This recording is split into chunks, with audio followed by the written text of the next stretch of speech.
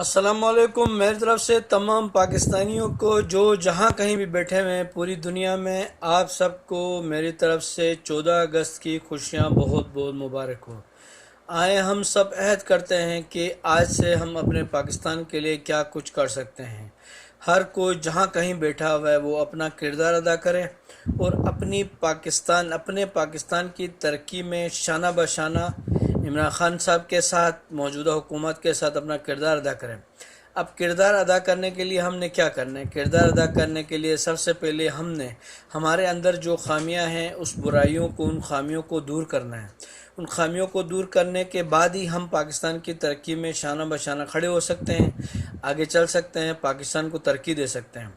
میں امید کرتا ہوں کہ پاکستان ہمیشہ، جب تک دنیا قائم و دائم ہے، پاکستان قائم و دائم رہے گا۔ اور اس کے ساتھ ہی ہم سب دعا کرتے ہیں کہ ہمارے 14 اگست کی خوشیوں میں اللہ کشمیر کو آزاد کرے، فلسطینی، کشمیری اور دنیا میں جہاں کہیں مسلمانوں میں ظلم ہو رہا ہے ان سب کو آزادی ملے۔ اور ہم دعا کرتے ہیں کہ عمران خان صاحب کامیاب ہو جائے، کہ پاکستان کے اندر کشمیر کو شامل کرے، ان کا جو پلاننگ ہے، ان کا جو منصوبہ ہے اس میں وہ کامیاب ہو جائے۔ پاکستان زندہ باد۔